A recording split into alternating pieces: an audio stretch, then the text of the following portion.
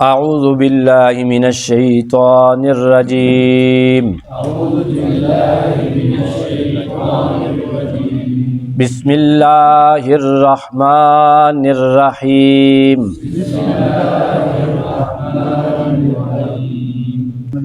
اللہم صلی علی سیدنا و مولانا محمد وعلی آل سیدنا و مولانا محمد وبارک وسلم وصلی علیہ۔ حاضرین محترم، سامعین اور ناظرین، دورہ تفسیر القرآن پارہ نمبر 17 رکوع نمبر 5 آیات 70 اور 71 درس قرآن کی ایک اور نشست میں آپ کے سامنے حاضر ہیں۔ اللہ رب العزت کی بارگاہ میں دعا ہے کہ وہ قرآن حکیم کا نور اور فیض ہماری نسلوں کو بھی عطا فرمائے اور ہماری حیاتی کو بھی عطا فرمائے، ہماری قبروں کو بھی اس کے طفیل منور فرمائے۔ گزشتہ درس میں حضرت ابراہیم علیہ السلام کو نار نمرود میں ڈالنے کا واقعہ آپ نے سماعت کیا۔ بے خطر کود پڑا آتش نمرود میں عشق ہے، وہ عشق کی داستان آپ نے سماعت فرمائی۔ آج کے درس میں جو پہلی آیت کی تفسیر ہوگی وہ یہ ہے کہ اللہ رب العزت نے جو حضرت ابراہیم علیہ السلام کو عظیم معجزہ عطا فرمایا اور انہیں آگ سے بچا لیا، اس کا ذکر اللہ فرمائے گا، اور نمرود کی قوم کے ساتھ کیا ہوا اس کا ذکر ہے۔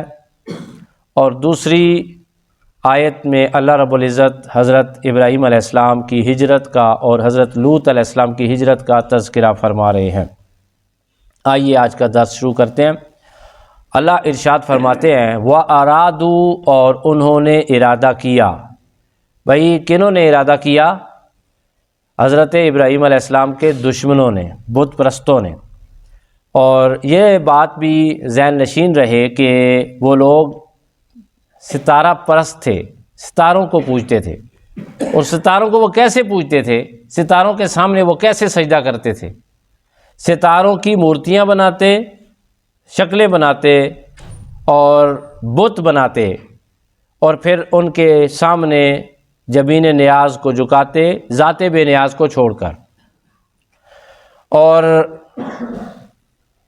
عزیزان محترم، وہ جو ستارہ پرست تھے جنہوں نے بتوں کے پاش ہونے کے بعد حضرت ابراہیم علیہ السلام کو آگ میں ڈالنے کا ارادہ کیا اور فیصلہ کیا، ان کے بارے میں اللہ تعالیٰ ارشاد فرماتے ہیں وَأَرَادُوا، اور انہوں نے ارادہ کیا بہی حضرت ابراہیم علیہ السلام کے ساتھ کیدن، مکر سازی کا۔ اور اس کا ایک معنی یہ ہے، کیدن کا ایک معنی یہ ہے نقصان پہنچانے کا، گرزن پہنچانے کا، نقصان پہنچانے کا انہوں نے ارادہ کیا، اور پھر انہوں نے اپنی طرف سے نقصان پہنچا بھی دیا۔ بھئی آگ میں ڈال دیا، اتنی عظیم آگ جلائی انہوں نے، اس سے بڑا نقصان کیا ہو سکتا ہے؟ رب ذوالجلال ارشاد فرماتے ہیں فَجَعَلْنَاهُمُ الْأَخْسَرِينَ، انہوں نے حضرت ابراہیم علیہ السلام کو نقصان پہنچانے کی کوشش کی، ہم نے اپنے ابراہیم کو بچا بھی لیا اور اس قوم کو انتہا کے خسارے میں ڈال بھی دیا۔ کہتے ہیں کہ اس کے بعد رب ذوالجلال نے قوم نمرود پر مچھروں کی بہتات کر دی، مچھروں کا عذاب ان پر نازل ہوا، اور وہ مچھر ان کو کاٹتے، ایسے کاٹتے جیسے گوشت کوئی بندہ کھا جاتا ہے، گوشت کوئی حیوان کھا جاتا ہے، اور پھر ان کی ہڈیاں رہ جاتی، وہ گوشت کھا کھا کے وہیں پہ ان کے ڈھیر لگ گئے اور وہ مرنا شروع ہو گئے۔ مچھر، پوری کی پوری قوم مچھروں سے ہلاک ہوئی، اور نمرود کی ناک میں بھی جو مچھر چلا گیا، اور جب وہ مچھر اس کی ناک میں گھسا تو وہ اس کے علاج کے لیے دوڑا، اور جس وقت وہ بیٹھتا کھڑا ہوتا تو ہمیشہ جو مچھر ہے اس کے دماغ کے اندر ظاہر ہے وہ چکر لگاتا، اسے تنگ کرتا۔ تو اب جو ہے گھر والوں نے کوئی تدبیر سوچی، تو ایک تدبیر یہ آئی، اس نے یوں اپنے جو ہے وہ سر میں تھپڑ مارے خود، تو جو ہی اس نے تھپڑ مارے تو مچھر جو ہے وہ اندر ٹک کے بیٹھ گیا۔ تھوڑی دیر کے لیے بیٹھا رہا، تو تھوڑی دیر کے بعد کچھ گھنٹوں کے بعد دوبارہ مچھر جناب محو پرواز ہوا، اور دوبارہ اس نے جو ہے وہ اس کے ہاتھ تھک گئے، تو اب جو ہے اس کے گھر والوں نے کہا کہ اس کے سر میں چھتر مارے جائیں۔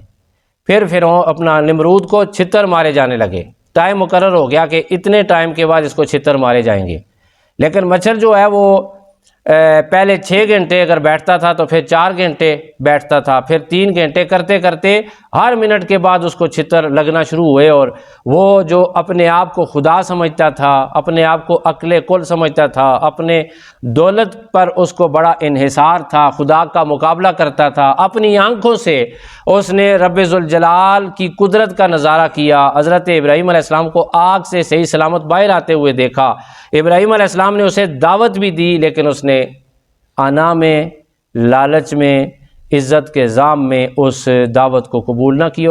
تو بہرحال وہ نمرود منہ کے بل گرا، اور مچھر کی وجہ سے ایک چھوٹے سے مچھر نے اس کا بھی خاتمہ کر دیا۔ یہ انجام ہوا قوم نمرود کا، اور نمرود کا اللہ تعالیٰ ارشاد فرماتے ہیں وَأَرَادُوا بِهِ كَيْدًا، انہوں نے حضرت ابراہیم علیہ السلام کو نقصان پہنچانے کا ارادہ کیا، فَجَعَلْنَاهُمُ الْأَخْسَرِينَ، ہم نے ان کو نقصان نہیں پہنچایا بلکہ ہم نے ان کو انتہا کا نقصان پہنچایا، انہیں ایمان بھی نصیب نہ ہوا اور ان کی جانیں بھی چلی گئیں۔ وَنَجَّيْنَاهُ وَلُوطًا إِلَى الْأَرْضِ الَّتِي بَارَكْنَا فِيهَا لِلْعَالَمِينَ، وَنَجَّيْنَاهُ، اور ہم نے نجات دی انہیں، کس کو؟ حضرت ابراہیم علیہ السلام کو۔ یہ جو واقعہ ہوا مچھروں والا، یہ حضرت ابراہیم علیہ السلام کے جانے کے بعد ہوا۔ یہ کس ملک میں تھے؟ حضرت ابراہیم علیہ السلام کو کس ملک میں آگے نمرود میں ڈالا گیا، نارے نمرود میں ڈالا گیا؟ کس ملک میں؟ ملک عراق میں۔ وہ کون سا ملک ہے؟ عراق کا ملک۔ تو مفسرین اکرام فرماتے ہیں، علامہ آلوسی رحمۃ اللہ تعالی علیہ فرماتے ہیں کہ وَنَجَّيْنَاهُ، ہم نے انہیں نجات دی، وَلُوطًا، اور لوط علیہ السلام کو، إِلَى الْأَرْضِ، ایسی زمین کی طرف، الَّتِي بَارَكْنَا فِيهَا، ایسی زمین جس کے اندر ہم نے برکتیں ہی برکتیں رکھی تھیں۔ وہ کون سی زمین تھی؟ علامہ فخر الدین رازی رحمۃ اللہ تعالی علیہ تفسیر کبیر میں، اور علامہ ابن جوزی زاد المسیر میں، قاضی ثناء اللہ پانی پتی رحمۃ اللہ تعالی علیہ تفسیر مظہری میں، اور بہت سارے مفسرین نے لکھا کہ اللہ تعالیٰ نے انہیں عراق سے نکال کر شام کا سفر عطا فرمایا، ملک شام میں چلے گئے، اور اس میں بے طرح کی اور انتہا درجے کی نعمتیں تھیں۔ پہلی برکت اس میں یہ تھی، شام کی سرزمین ایسی سرزمین ہے جس کے اوپر انبیاء کے کثیر قدم لگے ہوئے ہیں۔ اللہ پاک نے کثرت کے ساتھ انبیاء سرزمین شام میں پیدا فرمائے ہیں، جس کی وجہ سے وہاں پوری کی پوری زمین بابرکت ہے، فضا بابرکت ہے، اور بڑی روحانی کیفیت محسوس ہوتی تھی اور ہوتی ہے، جیسا کہ نبی پاک صلی اللہ علیہ وسلم نے فرمایا۔ میں آگے آپ کو حدیث بھی سناؤں گا۔ ولوطن، اور لوط علیہ السلام، یہ لوط علیہ السلام جو تھے یہ حضرت ابراہیم علیہ السلام کے بھتیجے تھے۔ ابراہیم علیہ السلام کے سگے بھائی تھے ایک، ان کا نام تھا ہاران، وہ پہلے ہی دنیا سے چلے گئے تھے، اور ان کے جو بیٹے تھے حضرت لوط علیہ السلام، وہ انہی کے پاس تھے، انہی پر ایمان لائے، اور بعد میں اللہ تعالیٰ نے حضرت لوط علیہ السلام کو بھی نبوت سے سرفراز فرما دیا۔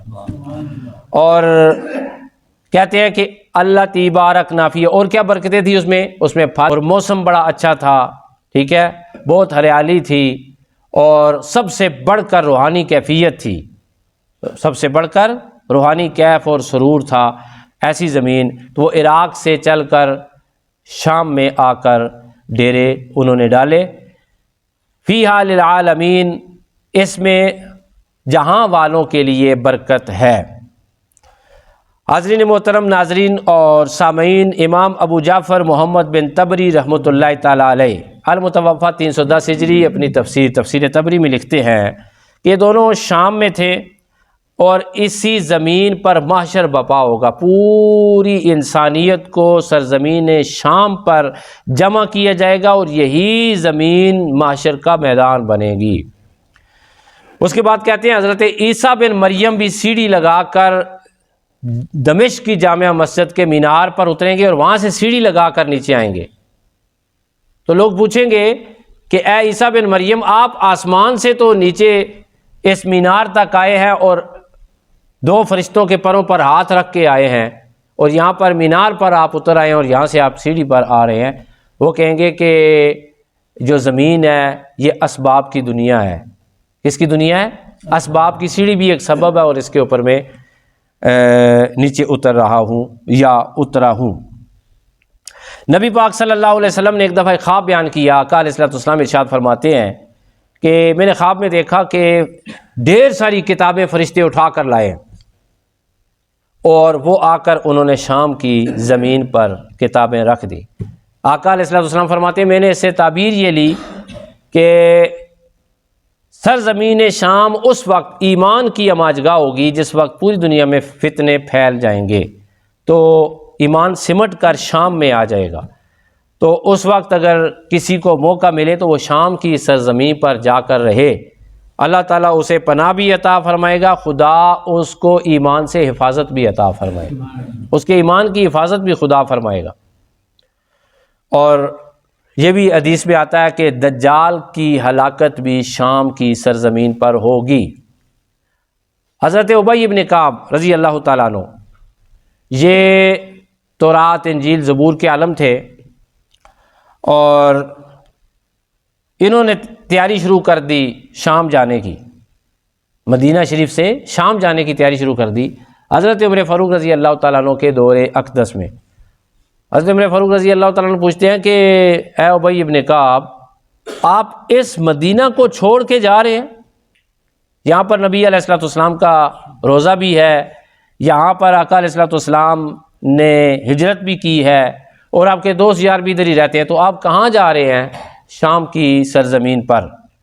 تو حضرت ابی بن کعب کہنے لگے میں نے انجیل اور تورات میں پڑھا ہے کہ شام کی زمین خدا کے خزانوں میں سے ایک خزانہ ہے، خدا کے خزانوں میں سے ایک خزانہ ہے اور اللہ کے پسندیدہ لوگوں کی وہ زمین ہے۔ تو اس لیے میں نے حضور علیہ السلام سے اس زمین کی بڑی فضیلت سنی ہے، تو اس لیے میں اب شام میں جا رہا ہوں اور میرا آخری وقت بھی شام میں ہی ہوگا اور میرا مدفن بھی شام میں ہوگا۔ حاضرین محترم، جو دونوں آیات ہم نے پڑھی ہے، ان آیات سے آج ہم کیا سیکھ سکتے ہیں؟ پہلی آیت یہ ہے کہ ہم نے حضرت ابراہیم علیہ السلام کو بچایا اور ان کے دشمنوں کے ارادوں کو بھی، اور انہیں بھی خاک میں ملایا۔ یہ چیز ہمیں موٹیویشن دیتی ہے، اور یہ بھی یاد رکھیں کہ یہ آیات نبی علیہ السلام کے لیے حوصلے کے لیے تھی کہ اے نبی دیکھو ابراہیم جو آپ کے آباء و اجداد میں سے ہے، انہوں نے کتنا صبر کیا، پھر انہوں نے عراق سے شام کی طرف سفر بھی کیا اور ہجرت بھی کی۔ آپ کو بھی اپنے دشمن ستا رہے ہیں، آپ ذرا حوصلے سے رہیں، صبر کریں، اور پھر آپ کو بھی عنقریب مکہ سے مدینہ کی طرف ہجرت نصیب ہوگی۔ اور قریش جو تھے انہیں بھی یہ اعلان ان کی طرف بھی کیا گیا کہ اے قریش والو تم میرے نبی کو نقصان پہنچانا چاہتے ہو، ان کو تکلیف پہنچا رہے ہو، ان پر ایمان نہیں لا رہے۔ قوم نمرود بھی حضرت ابراہیم علیہ السلام کے ساتھ اس طرح کرتی تھی، ہم نے ان کو بھی نیست و نابود کر دیا، اور اگر آپ ایسا نہیں کرو گے، ان کی دعوت پر لبیک نہیں کہو گے، تو ہم تمہیں بھی نیست و نابود کر دیں گے، تمہارا نام بھی دنیا سے مٹ جائے گا۔ پہلا سبق یہ سیکھ سکتے ہیں ان تمام واقعات کی روشنی میں، جب بھی مشکل وقت آئے، جب بھی تکلیف آئے، جب بھی کرائسس میں آ جائیں ہم، تو اللہ تعالیٰ کی ذات پر کامل اگر ایمان ہے ہمارا تو ہمیں صبر بھی کرنا چاہیے، خدا سے مدد بھی مانگنی چاہیے۔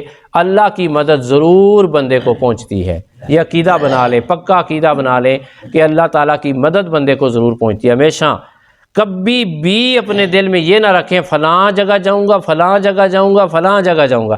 ایک ہی بات کہ مصلی بچھائیں، 2 رکعت نماز، توبہ پڑھیں، شاید مجھ سے کوئی غلطی یا اللہ معاف فرما دے، 2 رکعت نماز حاجت پڑھیں، روزانہ کا معمول بنا لیں، دیکھیں آپ سے آپ کی پریشانی کس طرح دور ہوتی ہے، خدا آپ کی کس طرح مدد فرماتا ہے۔ دوسری آیت ہمیں یہ بتاتی ہے کہ جو نیک لوگ اللہ تعالیٰ کے ہوتے ہیں ان کو جہاں بھی آخری آرام گاہ نصیب ہو جائے، رب ذوالجلال اس سرزمین کو بھی برکت والا بنا دیتا ہے۔ یہاں سے ہمیں یہ سبق ملتا ہے، درس ملتا ہے، ثبوت ملتا ہے کہ اللہ کے جو ولی جہاں پہ دفن ہے، اگر ان کے مزارات کی زیارت کی جائے تو رب بڑی برکتیں عطا فرماتا ہے۔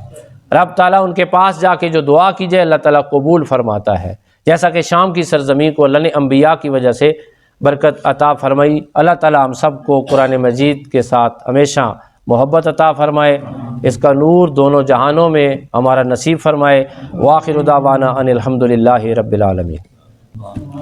اور کہتے ہیں کہ اللہ تبارک نافی، اور کیا برکتیں تھی اس میں پھل تھے، اس میں پانی